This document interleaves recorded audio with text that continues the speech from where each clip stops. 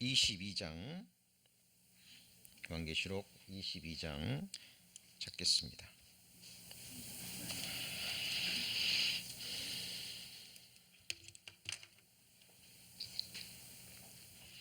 요한계시록 22장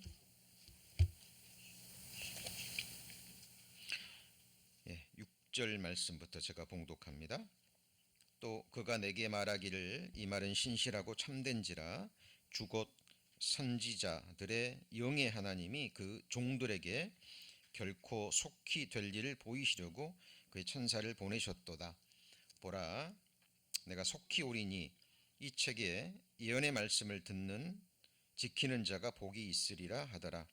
이것들을 보고 들은 자는 나 요한이니 내가 듣고 볼 때에 이 일을 내게 보이던 천사의 발 앞에 경배하려고 엎드렸더니 저가 말하기를 나는 너와 내 형제 선지자들과 또 이 책의 말을 지키는 자들과 함께 된 종이니 그리하지 말고 오직 하나님께 경배하라 하더라. 요한계시록 강의 76번째 시간입니다. 오늘은 그리하지 말고 오직 하나님께 경배하라 라는 제목으로 함께 말씀 배우시겠습니다. 7 대접을 가지고 7 마지막 재앙을 담은 7 천사 중 하나가 요한의 눈과 귀를 여시죠. 그리고 하늘에서 내려오는 거룩한 성 새 예루살렘을 보여줍니다. 크기와 구조에 대해서 요한은 듣죠. 그리고 우리가 지난 시간에 배웠던 것처럼 어린 양의 보좌가 근원이 되는 생명수 그 강과 강 좌우에 있는 생명나무를 보여주십니다. 그러니까 사도 요한은 정말 셋째 하늘의 이끌림을 받아서 사도 바울이 본 것처럼 하늘에 있는 신령한 것들을 직접 보고 들은 겁니다. 사도 요한은 얼마나 놀랐을까요? 얼마나 감사했을까요? 얼마나 마음에 감동이 됐을까요? 그리고 그 천사들의 모습도 직접 보죠. 이 육신의 눈으로는 볼 수 없지만 우리도 완전한 영체가 되면 하나님도 보고 천사들도 보게 될 겁니다. 그 천사들의 모습이 성경에는 굉장히 영광스러운 모습으로 기록이 되죠. 그래서 사도 요한은 그 모든 것들을 보여주고 하나님 말씀을 전해준 그 천사의 발 앞에 엎드려 절하려고 합니다. 그때 천사는 뭐라고 얘기합니까? 그리하지 마라. 그리하지 마라. 나는 너와 내 형제 선지자들과 또 이 책의 말씀을 지키는 자들과 함께 된 종이니 그리하지 말고 오직 하나님께만 경배하라 라고 이야기를 합니다. 요한계시록의 이제 끝부분에 올수록 우리가 성경의 결론이 되는 또 우리 구원받은 그리스도인들이 반드시 마음에 새겨야 되고 삶 가운데 또 이루어져야 될 그 말씀들이 집중적으로 들어져 기록되어 있습니다. 창세기부터 요한계시록까지 성경은 경배와 예배와 찬송과 영광과 높임을 받으실 분은 오직 성경의 삼위 성삼위 하나님뿐임을 성경은 계속 이런 모양으로 기록하고 강조하고 있습니다. 인생들이 범하는 죄 중에서 가장 큰 죄가 뭔지 아시죠? 우상을 숭배하는 죄입니다. 사람들은 세상에서 큰 권세와 재물과 이런 능력들을 소유하게 되잖아요. 그러면 사탄과 악한 영들의 또 역사가 있기 때문에 마치 자신이 하나님이나 된 것처럼 경배와 섬김을 받기를 원합니다. 사단이 가만두지 않죠. 그 마음을 높여서 그렇게 만들어 가버립니다. 그리고 또 사람들로 하여금 그렇게 힘 있고 권세 있고 능력 있고 그런 또 사람들을 섬기고자 하는 자신의 우상으로 또 자신에게 자신이 원한 복을 가져다 줄 어떤 자신의 메시아로 지도자로 왕으로 또 섬기고자 하는 그 사람들의 마음을 또 사탄이 이용합니다. 근데 그 모든 것들이 전부 다 사탄의 괴계 속에 속하죠. 그리고 하나님이 가장 싫어하시는 우상 숭배 죄에 속합니다. 자, 오늘 컴퓨터 접촉이 안 돼가지고 제가 성경을 찾거나 읽어 드릴 겁니다. 암송해 드릴 테니까 집중하셔서 잘 따라오셨으면 좋겠습니다. 로마서 16장 18절에 보시면 이 같은 자들은 우리 주 그리스도를 섬기지 아니하고 다만 자기의 배만 섬기나니 공교하고 아첨하는 말로 순진한 사람의 마음을 미혹하느니라 라는 말씀이 있습니다.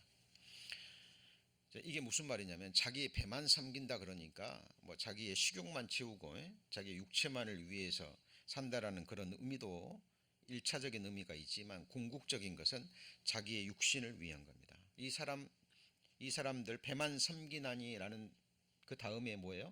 공교하고 아첨하는 말로 순진한 자들의 마음을 뭐하죠? 미혹해 버립니다. 그래서 그 사람들의 마음을 사요.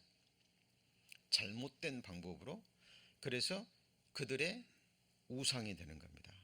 그들의 왕이 되는 거죠. 그래서 그들을 다스리고 그들로부터 섬김과 경배를 받습니다. 이것이요, 세상 모든 부분에 모든 영역에서 이런 모습이 드러납니다. 이것이 하나님 앞에 뭐라고요?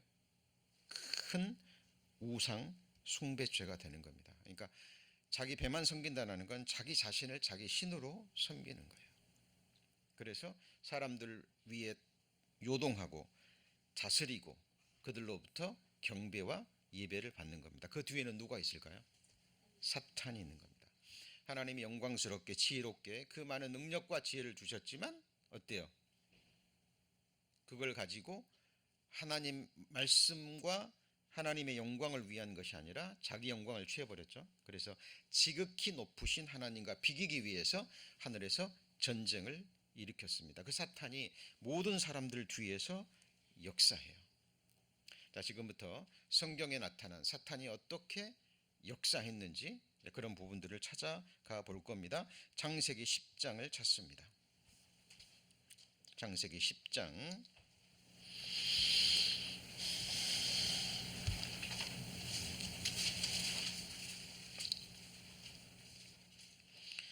자, 8절입니다. 창세기 10장 8절. 자, 굿수가 또 니므롯을 낳았으니 그는 세상에 처음 뭐라 그랬죠? 영걸이라. 그는 여호와 앞에 특이한 사냥꾼이 되었으므로 속담에 이르기를 아무는 여호와 앞에 니므롯 같은 특이한 사냥꾼이로다 하더라. 이 니므롯은 저주받은 함의 후손이기도 합니다.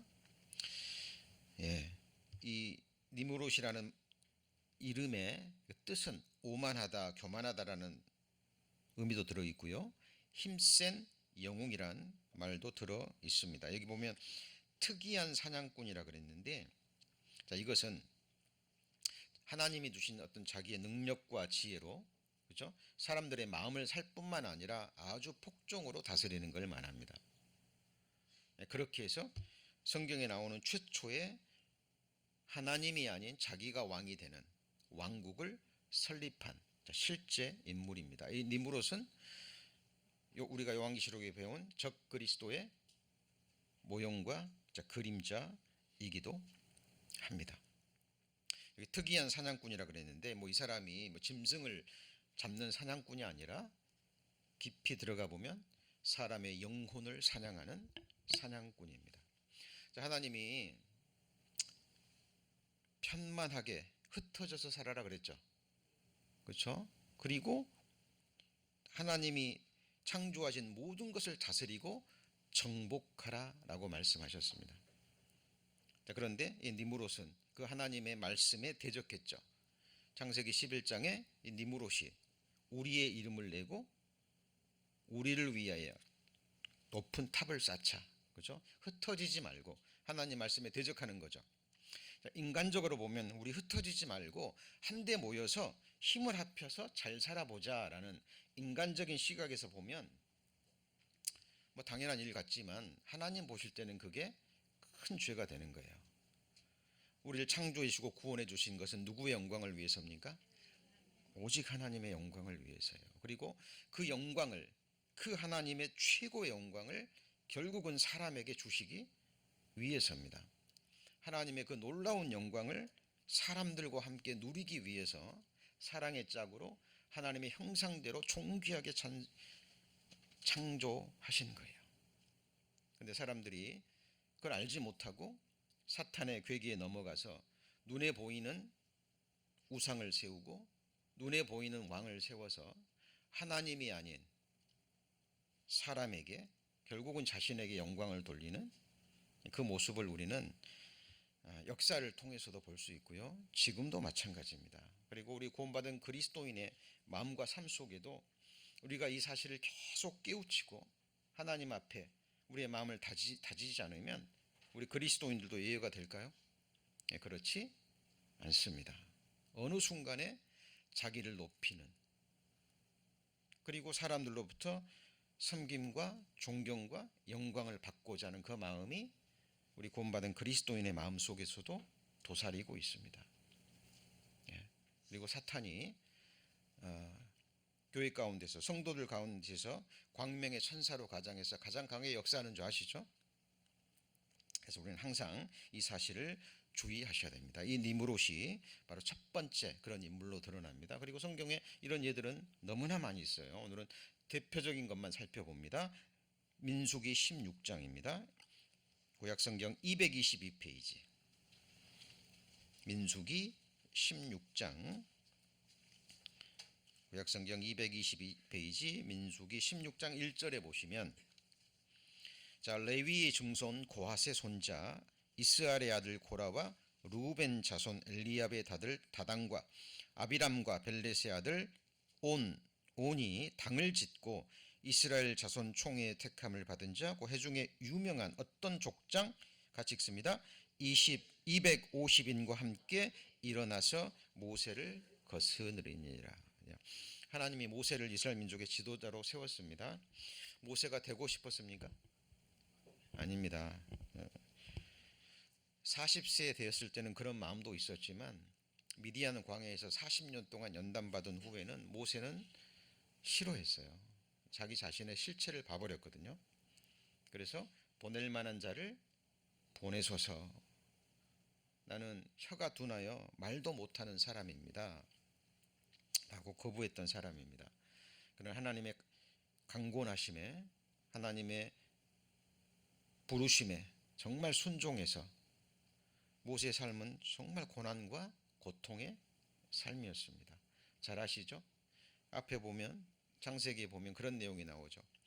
내가 이 사람을 만들었습니까? 내가 이 사람을 생산케 했습니까? 어찌 아비가 아들을 품고 가듯 이 많은 백성들을 품고 가라 하십니까?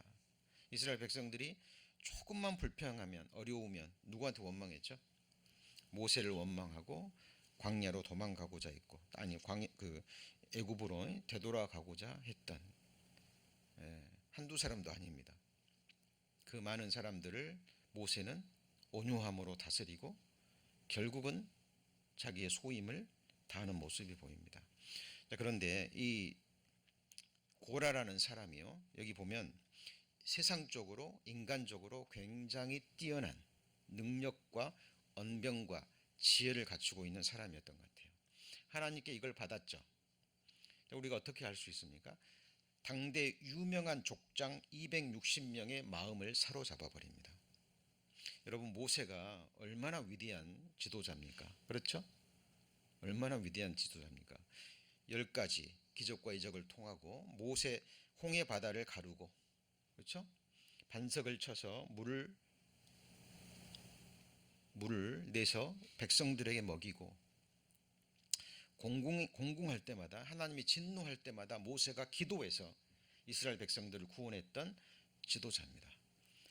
그 사람들 앞에 모세라는 존재는 정말 대단한 존재거든요. 근데 이 고라가 자기 언변으로, 자기의 능력과 지혜로 250명의 마음을 훔쳐버립니다. 그리고 일어나요. 하나님이 너와만 함께 계시냐. 그러니까 백성들 앞에 존경을 받는 것 같거든요. 이 고라의 눈에는 이 모세가 사람들 앞에 존경을 받는 것 같고, 그렇죠? 영광을 받는 것 같고, 백성들이 모세를 따르는 것 같고, 보니까 자기에게도 그런 능력이 있는데 너만 하나님이 함께 계시냐? 그리고 일어납니다. 자, 이 고라 뒤에는 누가 있습니까? 사탄마귀 악한 영들이 있습니다. 자, 우리가 사람에게 영광을 높이는 게 아닙니다. 그러나 하나님은 어지러움의 하나님이 아니고 질서의 하나님이십니다. 하나님이 모세를 세우시고, 그리고 나중에 보면 천부장, 백부장, 50부장, 10부장을 세우고 70명의 사람들을 또 세웁니다. 창세기에 보면 그런 내용이 나오죠. 민수기에 보면. 그래서 하나님이 세운 70명이 어느 날 갑자기 하나님의 신을 받고 예언하죠. 그 내용이 나옵니다. 그러니까 여호수아가 그 모습을 보고요, 막 쫓아와 가지고 모세요, 모세요. 70명의 사람이 예언을 합니다. 예언은 당신만 해야 되는데 70명의 사람이 예언을 합니다. 못하게 하소서 그래요. 그러니까 모세가 뭐라 그래요? 나는 모든 사람이 다 선지자 되기를 원하노라 라고 얘기를 합니다. 자, 모세의 마음은 어때요? 자기를 높이고 자기가 영광 받고자 하는 마음은 없죠. 물론 모세도 인생입니다. 연약한. 그래서 한 번 딱 자기 영광을 취하죠. 그렇죠? 그 죄로 인해서 가나안 땅에 들어가지 못해요. 여러분, 모세라는 인물이 얼마나 위대한 인물입니까? 그런데 모세가 딱 한 번 하나님의 영광을 범했는데 가나안 땅에 들어가지 못해요.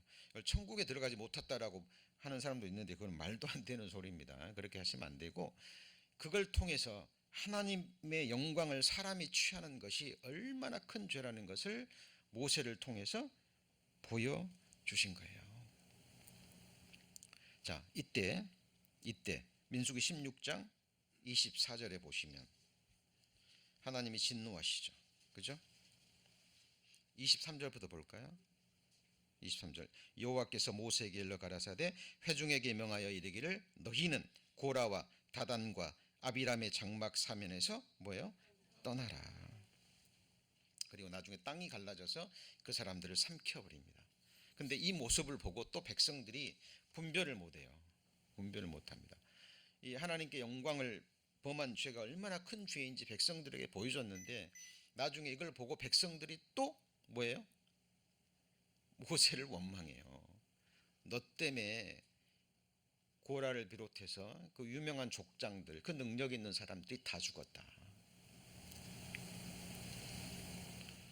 또 하나님이 진노합니다. 그리고 전염병이 내려서 또 수많은 백성들이 죽임을 당해요. 여러분, 우리는 성경을 통해서 하나님이 우리에게 전해주시고자 하시는, 특히 우리 마지막 시대를 살아가는 우리 그리스도인들에게 전해주시고자 하시는 중요한 메시지가 있습니다. 모든 영광과 찬송과 예배와 경배와 높임은 오직 누구께만요? 하나님께만. 그러나 하나님이 세우신 뭐가 있습니까? 질서라는 것이 있습니다. 교회는 주의 몸이라 그랬죠? 그렇죠? 몸의 지체는 다 다르죠. 다 필요하죠. 예. 위치가 다르고 역할이 다릅니다. 그러나 한 가지 공통된 것은 뭐예요? 전부 다 누구의 뜻을 쫓죠? 머리의 뜻을 쫓습니다. 왜요? 한 몸이기 때문에. 머리는 하나여야 됩니다. 그러나 그 몸 안에 질서가 있고 하나님의 섭리가 담겨져 있는 거예요. 여기서 어그러져 버리면 모든 것이 어그러져 버립니다. 자, 오늘 말씀의 제목이 무엇입니까? 그리하지 말고 오직 하나님께만 경배하라. 네. 그러나 역사 가운데 구약성경, 신약성경 물론입니다. 인류가 존재하는 한, 사탄이 불못에 갇히우기 전까지는 이런 일들은 계속 일어날 거예요. 그래서 우리는 정말 이 부분에 있어서 경계하고 주의하셔야 됩니다. 또 하나의 예를 봅니다. 사사기 8장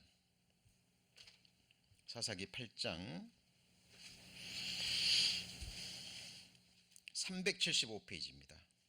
375페이지 사사기 8장 22절을 보십니다. 375페이지 사사기 8장 22절 제가 읽습니다. 자, 때에 이스라엘 사람들이 기드온에게 이르되 당신이 우리를 미디안의 손에서 구원하였으니 당신과 당신의 아들 당신과 당신의 손자가 우리를 다스리소서 그랬죠. 자, 기드온이 그들에게 이르시되 내가 너희를 다스리지 아니하겠고 나의 아들도 너희를 다스리지 아니할 것이요 여호와께서 너희를 다스리시리라. 자, 기드온은요 하나님의 능력을 받아서 13만 2천 명을 단 300명의 용사로 무찔러 버리죠. 계산해 보면 440대 1입니다. 여러분, 한 명과 440명이 싸워서 이길 수 있나요? 똑같은 무기를 가지고 뭐 맨손이면 맨손, 뭐 칼 하나면 칼 하나를 가지고 이길 수 있나요? 불가능합니다. 300명에서 13만 2천 명을 단숨에 무찔러 버립니다. 그리고 미디안에서 구원해요. 여러분, 사사시대가 약 350년간 이어집니다. 요수아가 가나안 땅에 들어가서 가나안 땅을 차지한 이후 사사시대, 사사는 하나님이 세우신 지도자가 아니에요. 사사시대는 누가 다스리죠? 하나님이 직접 다스립니다. 그런데 이스라엘 백성들이 평안해집니다. 하나님의 축복을 받아요. 그러면 이스라엘 백성들이 어때요? 우상 숭배합니다. 하나님께로 멀어져요. 평안이 주어지면, 축복이 주어지면 감사하고 더욱더 하나님께 영광을 돌리며 살아야 되는데 어때요? 이스라엘 백성들은 그렇지 않죠. 그럼 이민족의 침입을 받습니다. 그러면 괴로우니까, 힘드니까 그때서 하나님께 부르짖어요. 회개하고. 그러면 하나님 그때 세우시는 지도자가 누구예요? 사사입니다. 그러니까 위급한 시기에 하나님이 백성들을 구원하기 위해서 일시적으로 세운 누구예요? 지도자가 사사인 거예요. 그럼 사사는 어때요?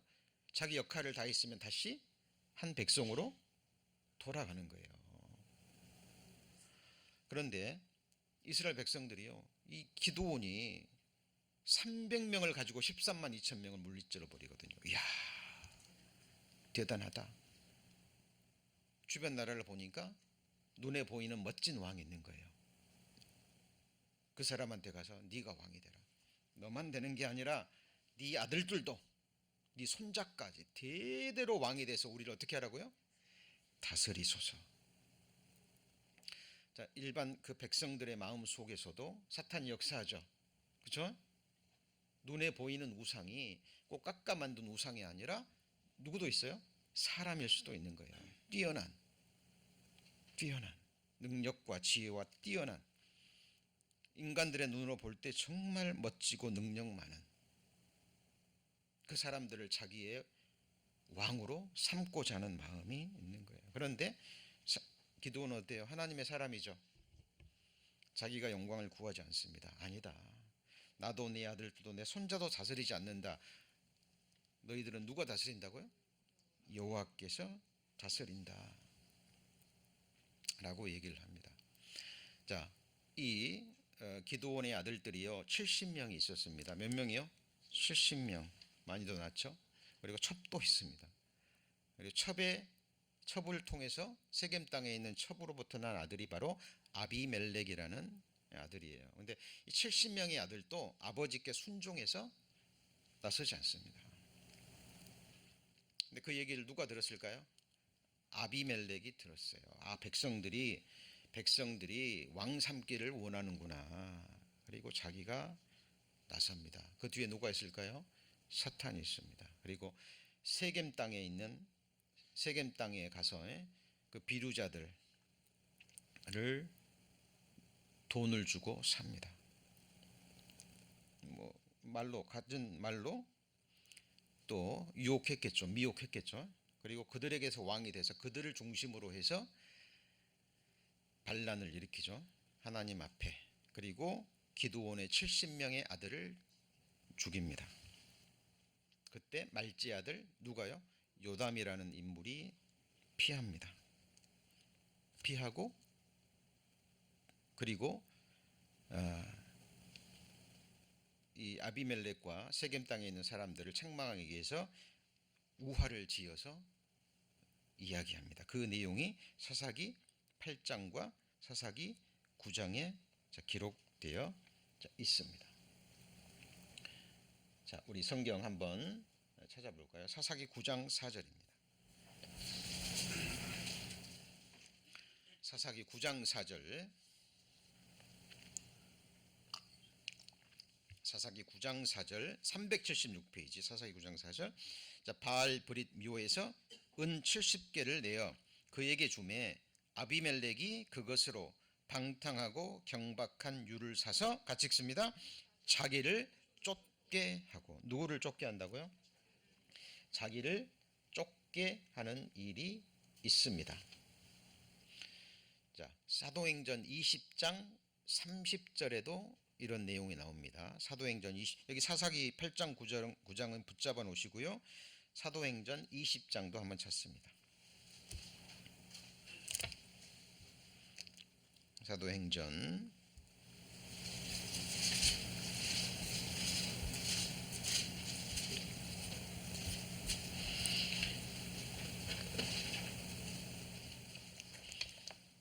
30절입니다.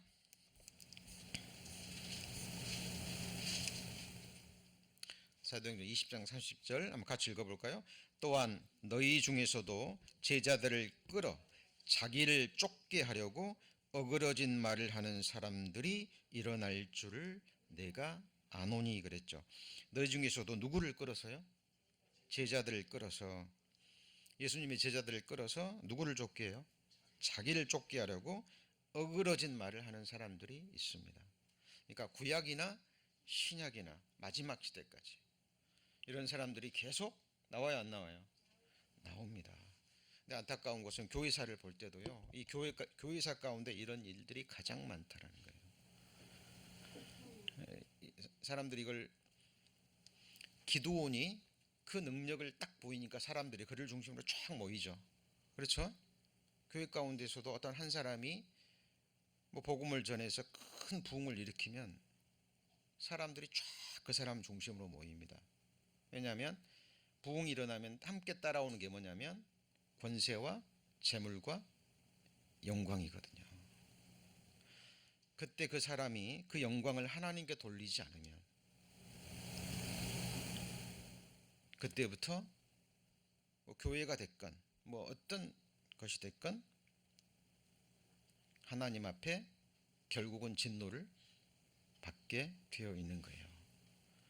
자, 이것이 창세기부터 요한계시록까지 일관되게 우리에게 보여주고 있는 겁니다.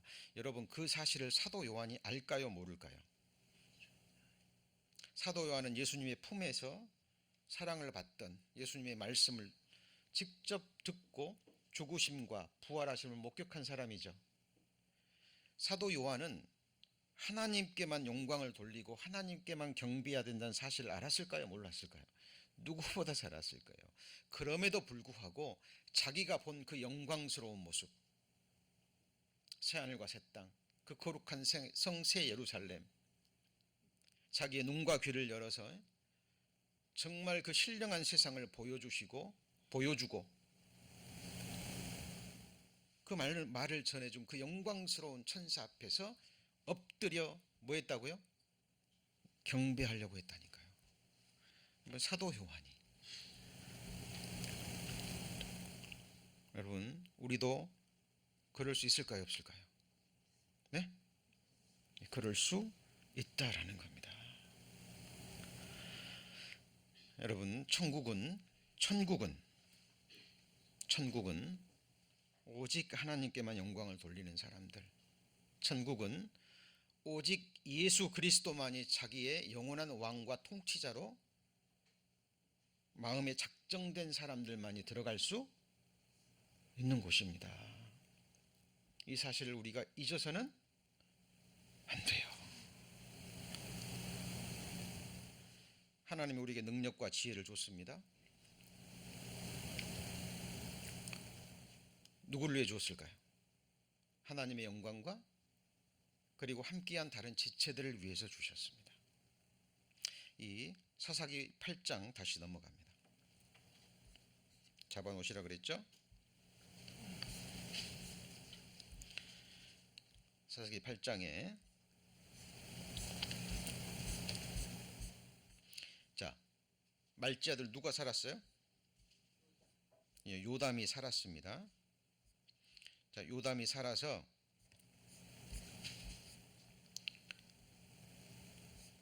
하나님의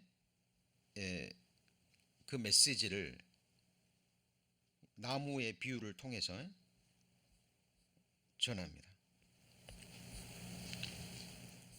그 내용이 어디 나오죠? 사사기 9장에 나옵니까? 자, 9장 보시면 8절입니다. 9장 8절 찾으셨죠? 9장 8절 376페이지. 하루는 나무들이 가서 기름을 부어 뭘 삼으려고요? 왕을 삼으려고 감람나무에게 이르되 너는 우리 왕이 되라. 감람나무가 그들에게 이르되 나의 기름은 하나님과 사람을 영화롭게 하나니 내가 어찌 그것을 버리고 가서 같이 읽습니다. 나무들 위에 요동하리요 한지라. 그러니까 이 감람나무는 기드온과 기드온의 70명의 아들들이죠. 자기 영광을 구하지 않아요. 그러니까 내게 뭔가 좋은 것이 주어졌다면 그건 나를 위한 게 아니고 하나님과 누구예요? 사람들을 위한 거예요. 그래서 하나님께 영광을 돌리고 사람들을 기쁘게 하면 됐다라는 거예요. 왕이 되려 그러니까 왕이 되지 않겠다라고 얘기합니다. 감람나무가 거절합니다. 무화과 나무한테 갑니다. 그럼 네가 와서 우리 왕이 되라. 11절 무화과 나무는 뭐라 그러죠? 나의 단 것 나의 아름다운 실과를 내가 어찌 버리고 나무들 위에 요동하리요. 거절합니다. 포도나무에게 이르되 그럼 네가 우리 왕이 되라. 포도나무가 그들에게 이르되 하나님과 사람을 기쁘게 하는 나의 세수를 내가 어찌 버리고 가서 나무들 위에 뭐예요? 요동하리요 한지라. 다 거절합니다. 그러니까 이제 결국 누구한테 가요? 가시나무한테 갑니다. 네가 우리의 왕이 되라. 가시나무가 뭐라 그래요? 너희가 참으로 내게 기름을 부어 너희 왕을 삼겠거든 내 어디에 피해요? 그늘에 피하라. 가시나무가 그늘이 있어요 없어요? 가까이 가면 찔릴 뿐입니다. 그리하지 않으면 불이 가시나무에서 나와서 레바논의 백향목을 뭐합니까? 살을 것이라. 특이한 사냥꾼 니므롯이 보이지 않습니까? 그죠? 그 사람들은 자기 힘과 재물, 이 화려한 언변과 화술과 사람들의 마음을 도적질하는 이 마음과 눈에 보이는 능력과 권세로 사람들을 결국은 폭정으로 다스립니다. 그죠? 당근과 채찍을 가지고 사람들이 거기에 꼼짝 못하는 거예요. 삶이 얽매여 버립니다. 이 교회 가운데서도요, 헤어나지 못하는 이유가 뭐냐면 거기에 함께하는 사람들이 유익을 얻거든요. 한 사람을 높임으로 거기서 주어지는 권력 배분과 거기서 오는 재물의 유혹들이 있어요. 사람들이 그것을 유혹을 저버리지 못합니다. 자, 바로 이 가시나무는 누구의 모습일까요? 바로 같이 해보시죠. 아비멜렉의 모습입니다. 여러분들 우리는 이것을 분별해야 돼요, 말해야 돼요? 분별해야 됩니다. 그런데 세상 사람들이 참 어리석은 게요. 막 힘과 능력으로 막 카리스마 있게 권세 있게 막 하는 사람들 앞에서는 그 사람들을 높이고 존경하고 그럽니다. 그런데 그렇지 않은 사람들은요, 그렇죠? 편하게만 보고 함부로 대하고 하는 일들이 훨씬 더 많습니다. 우리 인간의 어리석음은 모습을 보여주는 거죠. 그래서 우리 이 사사기 9장에 나오는 요담의 비유는 우리가 마음속에 정말 간직해야 될 중요한 메시지입니다. 우리 성도님들에게 하나님이 어떤 귀한 것을 주셨다면 그것이 재물일 수도 있고 재능일 수도 있고 지혜일 수도 있고 어떤 솜씨일 수도 있어요. 하나님이 왜 주셨죠? 왜 주셨습니까? 그걸 가지고 사람들 위해 요동하라고요? 자기를 드러내고 그걸 통해서 자기 영광 받으라고요? 아니죠. 감람나무, 포도나무가 그랬습니까? 아니죠. 하나님을 영화롭게 하고 사람들을 기쁘게 하고 그것으로 만족하고 기뻐했습니다. 그렇죠? 자, 지금 우리가 사사시대를 배우고 있는데 사사시대의 끝과 마지막이 우리에게 주는 메시지가 아주 큽니다. 사사시대는 누가 다스렸다고요? 하나님이 다스린 겁니다. 필요할 때만 하나님이 사람을 지도자로 세우셨지 그 뒤에는 누가 있어요? 하나님이 직접 다스렸어요. 근데 350년간 똑같은 일이 계속 반복됩니다. 축복하면 타락하고, 평안이 주어지면 우상 숭배하고, 괴로우면 하나님 찾고 회개하고, 하나님이 사사를 통해서 구원해주고, 또 몇십 년 평화가 주어지면 또 뭐예요? 또 타락하고 하나님 떠나고 우상 숭배하고 계속됩니다. 그러면서 이스라엘 백성들의 이 마음의 중심에서 여호와 하나님이 왕이 되었던 그 부분이 완전히 없어져 버립니다. 자, 사사기 1장 찾습니다. 360페이지.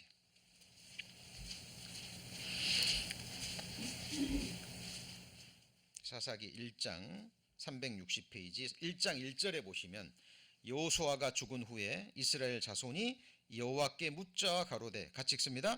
우리 중 누가 먼저 올라가서 가나안 사람과 싸우리까? 전쟁할 때나 무슨 일이 있으면 항상 누구한테 물어봤어요? 여호와께 물어봅니다. 여호수아에게 물어본 게 아니에요. 누구한테 물어봐요?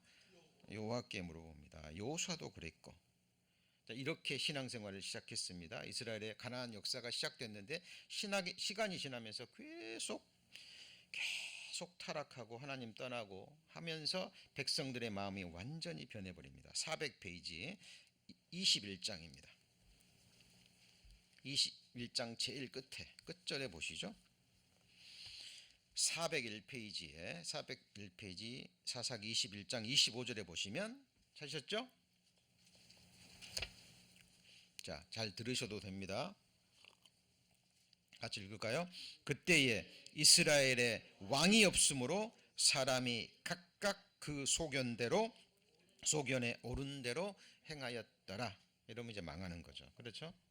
왕이 없다라는 게 하나님이 왕이 되지 않은 거예요. 그러니까 자기 소견에 오른 대로 행해버리면 어떻게 될까요? 그렇죠? 교회 안에서도 그런 일이 있으면 안 되겠죠. 큰일 나는 겁니다. 자, 이 사사시대의 첫 장 첫 절과 끝장 끝절이 우리에게 보여주는 메시지가 있죠. 그리고 이제 서서히 사람들이 이스라엘 백성들의 마음이 어떻게 변하냐면, 주변 나라와 전쟁을 하다 보니까 주변 나라에서는 누가 있어요? 눈에 보이는 왕이 있어요. 그러니까 우리도 왕을 주소서라고 사무엘 선지자를 계속 조르기 시작합니다. 근데 사실 사무엘 선지자도 위대한 선지자잖아요. 근데 성경에서 참 감사한 거는요, 아무리 위대한 선지자도 허물이 있을까요, 없을까요? 아무리 위대한 믿음의 선진들도 약점이 있어요, 없어요? 성경은 그걸 가감없이 드러냅니다. 예. 우리가 성경이 믿을 만한, 정말 우리가 온 마음을 다해서 의지할 만한 살아계신 하나님의 말씀이라는 것이요, 이런 데서 드러납니다. 예를 볼까요? 사무엘상 8장을 찾습니다. 사무엘상 8장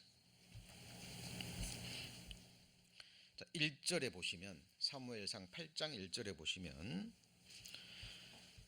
418페이지 사무엘상 8장 1절, 사무엘이 뭐 했어요? 늙었습니다. 몸만 늙은 게 아니라 이제 영혼도 희미해지기 시작해요. 그 아들들로 이스라엘 뭘 삼았죠? 사사를 삼았습니다. 여러분, 사사는 누가 세우는 거예요? 하나님이 세우시는 겁니다. 누가 세워버리니까? 사무엘이 세워버립니다. 자, 이런 부분들은 우리가 그냥 지나치기 쉬워요. 이 사무엘이 어떤 사람입니까? 엘리 제사장의 몰락을 본 사람이죠. 자기 입으로 선언한 거예요. 엘리 제사장이 자기 아들들을 하나님의 말씀으로 다스리지 못하고 분별하지 못함으로 어떻게 멸망한 것을 자기 입으로 선포하고 그걸 본 사람이에요. 자, 그렇다면 사무엘 선지자가 자기 아들들을 교육 잘 시켰을까요? 안 시켰을까요? 아마 철저히 교육시켰을 겁니다. 그러나 우리가 잘 보는 것처럼요, 이스라엘의 왕들을 보세요. 아버지가 선왕이라 그래서 선한 왕이 나옵니까?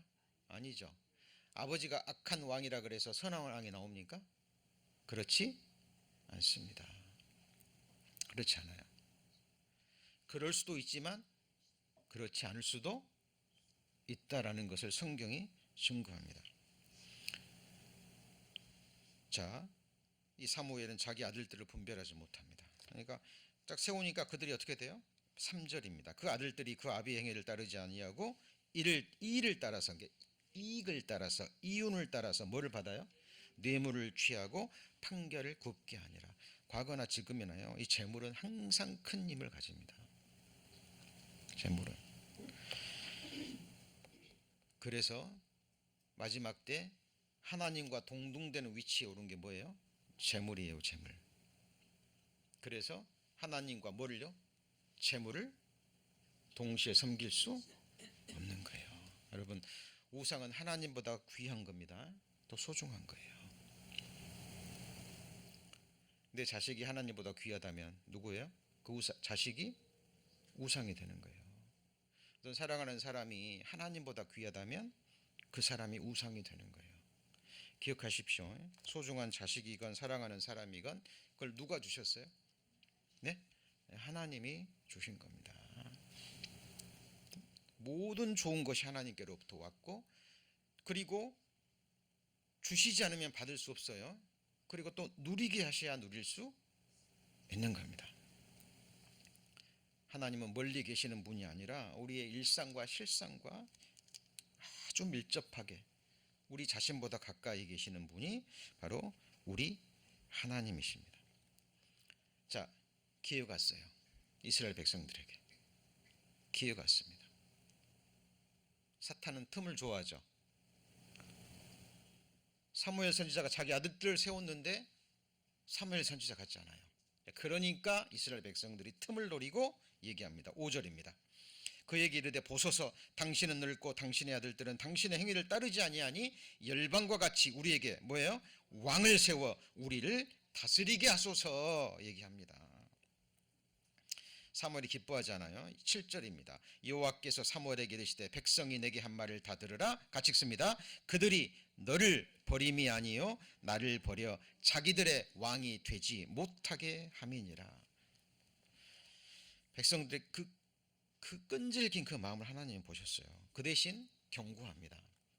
너희가 원하면 눈에 보이는 왕을 줄 텐데 다른 민족들처럼 만일 그렇게 되면 그 왕이 너희들에게 어떻게 행할 것을 알아라. 그리고 말씀을 줍니다.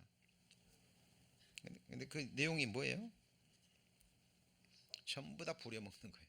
뭐 하는 거예요? 부려먹는 거예요. 읽어보면 그냥 부려먹는 거예요. 종시키는 겁니다. 백성들을. 18절입니다. 18절. 그날에 너희가 뭘요?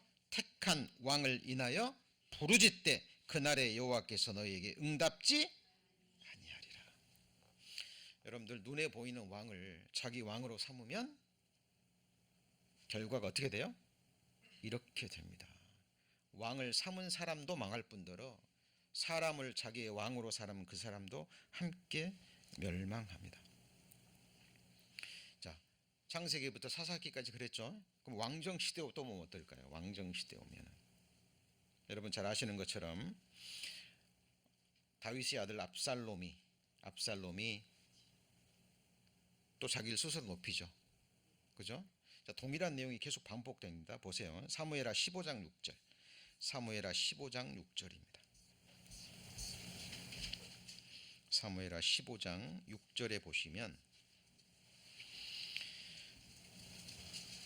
사무엘하 15장 6절 무릇 이스라엘 무리 중에 왕께 재판을 청하러 오는 자들에게 압살롬의 행함이 이 같아서 같이 읽습니다. 이스라엘 사람의 마음을 도적하니라 그랬죠. 어떻게 해요?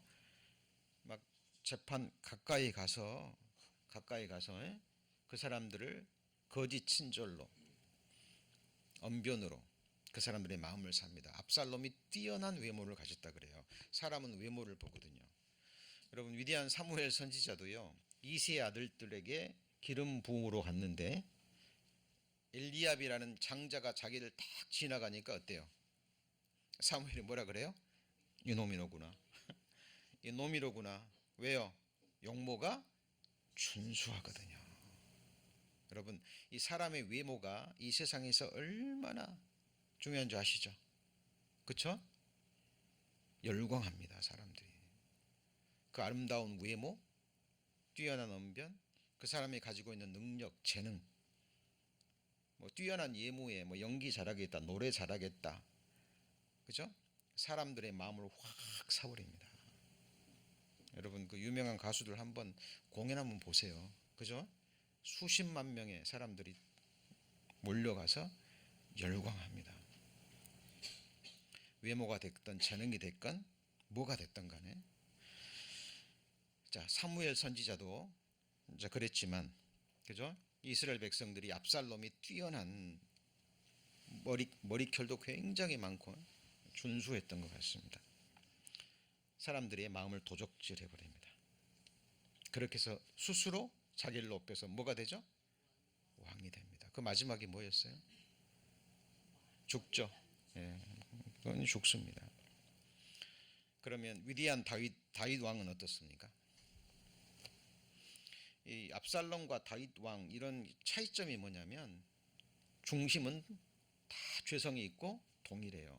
다윗도 하나님을 체험했잖아요. 그럼에도 불구하고 자기의 왕의 권세와 이 모든 것이 극에 달했을 때, 뭐에 달했을 때요?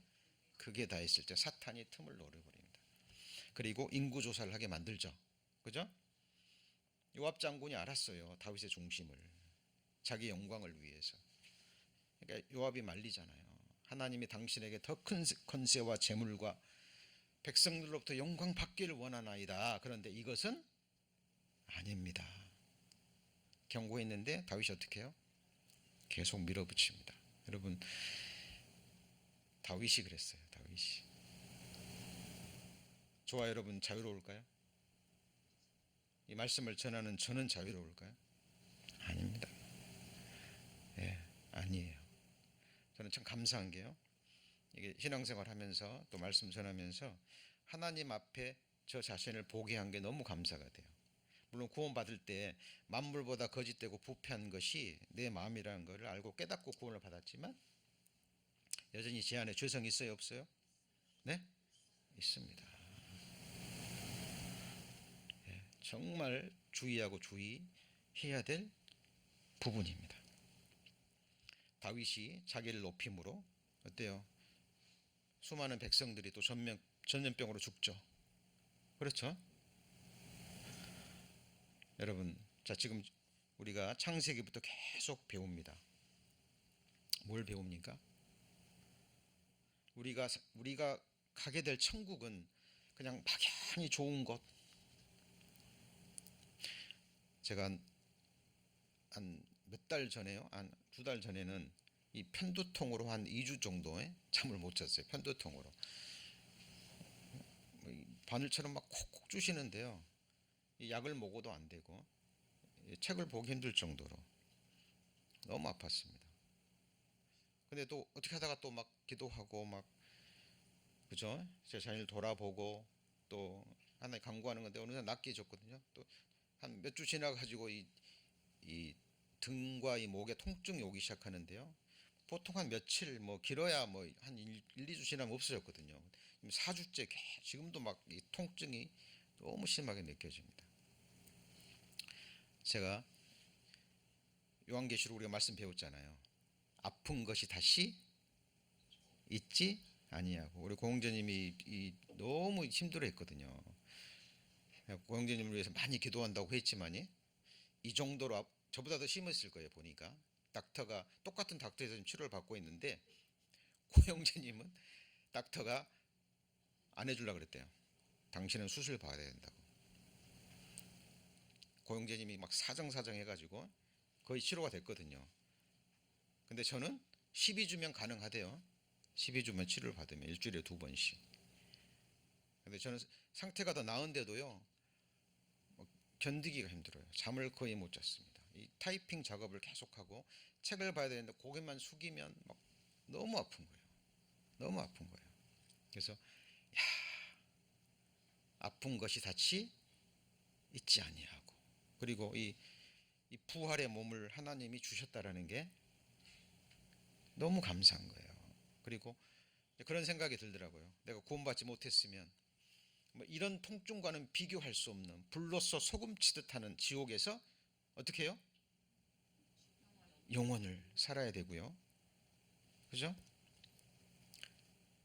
근데 이 고통이 아무리 심하다 할지라도, 이 고통이 뭐 죽을 때까지 20년 30년 계속 간다 할지라도, 이 고통은 뭐가 있어요? 끝이 있어요. 끝이 있어요. 끝이 있습니다. 그리고 이제 계속 고통이 심화되니까요, 이제 좀 이 뭐라 그럴까요? 이 고통에 좀 익숙해지는, 그렇죠? 예, 그런 마음이 듭니다. 그래서 우리 성도님들 아프시다고 할 때, 그죠? 아마 말하기는 어려워도 다 이런 아픔, 고통이 있으실 거예요. 허리가 아프신 분, 무릎이 아프신 분, 그죠? 이 또 몸 안에 내장이 또 안 좋으셔가지고 소화가 잘 안 돼서 힘드신 분, 예, 뭐 하나님이 낫게 해주시라 믿습니다. 그런데 또 이거는 또 낫겠지만 또 지나면 어떻게 될까요? 또 아픈 게 오겠죠. 그렇죠? 예, 각오를 합니다. 그래서 하나님 정말 제게 주어진 일을 할 수 있게끔만 주님 오실 때까지 하나님이 저를 사용하시기로 작정한 그날까지 주님의 일만큼은 그릇되지 않도록 그런 기도를 하나님께 드리고 있습니다. 우리 성도님들 정말 우리 계속 말씀을 배워가면서 지금 우리 요한계시록 이제 끝부분을 배웁니다. 이제 요한계시록 딱 4번 남았어요. 몇 번이요? 4번입니다. 80회로 이제 끝납니다. 약 2년 정도 걸렸는데요. 요한계시록은 하나님이 우리에게 주시는 결말입니다. 모든 것의 결말이에요. 믿는 자와 믿지 않는 자의 결말, 그리고 마지막으로 갈수록 우리에게 주시는 가장 중요한 메시지가 있습니다. 천국은 막연히 좋고 아프지 않고, 지금 이것 때문에 제가 잠깐 간증을 했는데요. 아프지 않고 죽음도 없고, 그렇죠? 그렇죠? 다시는 죄성도 없고 정말 좋은 곳입니다. 그러나 가장 중요한 것은 하나님의 임재하심과 하나님의 뭐예요? 통치. 하나님만이 우리의 뭐가 돼요? 왕이 되십니다. 오직 경배는 누구에게만요? 하나님께만 돌리는 거예요. 자, 그러면 그런 사람들에게 하나님이 영광 주실까요, 안 주실까요? 살아있는 동안에 먹든지 마시든지 오직 하나님께 영광을 돌리고, 혹시라도 모든 일을 통해서 자기가 영광받고 높임 받을까봐 경계하면서 살았던 사람들에게 하나님은 엄청난 영광을 주실 겁니다. 그럼 그 영광을 받고 그 사람들은 어떻게 할까요? 요한계시록 4장입니다. 이미 배웠지만 요한계시록 4장, 요한계시록 4장이 어떤 내용인지 다 배우셨어요. 4장 1절에 보면 하늘에 열린 문이 있습니다. 그렇죠? 이리로 올라오라. 이게 뭐예요? 교회의 들림입니다. 교회 들림 받을 때 우리 부활의 몸을 입고 가죠. 그렇죠? 얼마나 감사할까요? 얼마나 하나님께 감사하고 영광 돌릴까요? 그런데 하나님이요, 그들에게 면류관을 주십니다. 뭘 주셔요? 영광입니다. 영광. 그러면 그 영광을 받은 사람들이 어떻게 할까요? 10절입니다. 10절 같이 읽습니다. 24장로는 누구냐면 구약과 신약의 성도들을 대표합니다. 구약의 12지파, 신약의 12사도, 구약의 모든 성도, 신약의 모든 성도들을 대표한, 들림 받았을 때 부활의 몸을 입고 하나님 앞에 성도들이 모였을 때입니다. 이때 그 모든 성도들이 모든 영광과 권세를 오직 누구한테 던져요? 예수 그리스도께. 일종의 대관식입니다. 여러분, 한 나라의 이 세상 나라도 왕이 되려면 어떻게 해야 돼요? 유력자들이, 그죠? 힘 있는 사람들이 한 사람을 왕위로 뭐 해야 돼요? 초대해야 돼요. 스스로 왕이 되지 않아요. 그리고 그 왕으로 초대한 사람들이 그 영광과 권세를 함께 뭐 하는 거예요? 나누는 거예요. 살아있을 때 하나님을 일심으로 예수 그리스도를 왕을 삼고자 했던 그 사람들이 실제로 이제 올라가서 그 영광과 권세를 나누는 거예요. 근데 하나님이 면류관을 줬어요. 그랬더니 그 면류관을 받은 사람이 다시 어떻게 해요? 10절 24장로들이 보좌에 앉으신 이 앞에 엎드려 세세토록 사시는 이에게 경배하고 누구의 면류관을요? 자기의 면류관을. 그러니까 면류관이 각 사람한테 예수님이 뭐한 거예요? 주신 거예요. 그랬더니 그 사람이 면류관을 벗어서 다시 누구한테요? 예수 그리스도께 던지며 가로되 11절 같이 읽습니다. 우리 주 하나님이여 영광과 존귀와 능력을 받으시는 것이 합당하오니.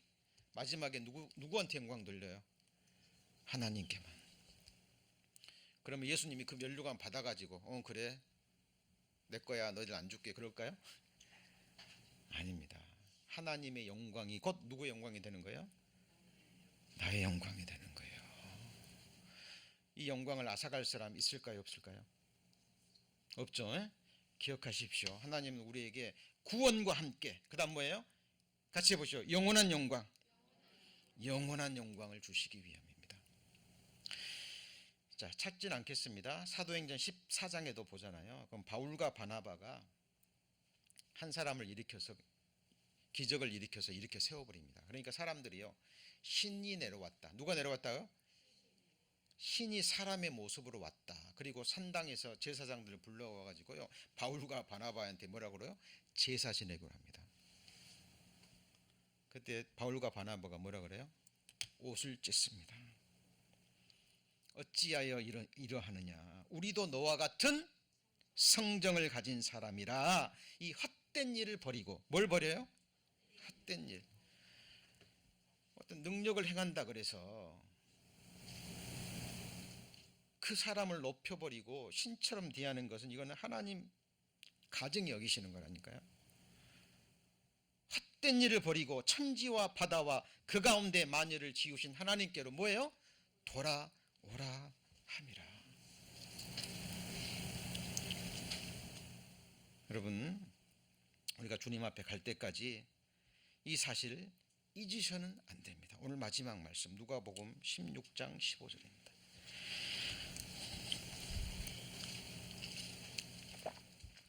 누가복음 16장 15절. 많은 사람들이 뒷부분 말씀을 잘 압니다만 앞부분 말씀은 지나치기 쉽습니다. 누가복음 16장 15절 찾으셨죠? 자, 예수께서 이르시되 너희는 사람 앞에서 스스로 옳다 하는 자이나. 뭐라고요? 너희는 사람 앞에서 뭐요? 스스로 옳다. 그러니까 사람 앞에서 누구를 드러내요? 자기를 드러내는 겁니다. 자기 의견을 주장하는 거예요. 내 의견이 맞다라는 겁니다. 그러나 너희 마음을 누가 아시죠? 하나님께서 아시나니. 같이 읽습니다. 사람 중에 높임을 받는 그것은 하나님 앞에 미움을 받는 것이니라. 여러분, 이런 말씀들은 새겨지셔야 됩니다. 여러분, 하나님이 영원히 사심을 가리켜 맹세하나니 너희 입에서 나온 말 그대로 내가 행한다 그랬죠. 그렇죠. 그러니까 우리 입에서 믿음 없는 말, 부정적인 말 정말 조심하셔야 됩니다. 이 눈에 보이는 씨앗은요, 환경이 조성되지 않으면 열매 맺지 않아요. 그런데 뭔요? 사람의 말은 반드시 열매를 맺습니다. 그리고 나중에 그 열매가 그 사람을 뭐예요? 찾아간다 그랬죠. 무슨 무익한 말을 하든지 심판날에 이에 대해서 뭘 받아요? 신문을 받습니다. 그러니까 우리 성도님들 늘 어떤 상황 속에서도 감사하는 말, 그렇죠? 저도 몸이 너무 아픕니다만은 범사에 그를 인정하라 그랬죠, 그렇죠? 하나님이 답을 주실 겁니다. 이유가 무엇인지, 저를 책망을 하시든지, 아니면 저를 또 연단하시든지, 아니면 제 안에 있는 죄를 드러내시든지 기도하고 답을 기다리고 있습니다.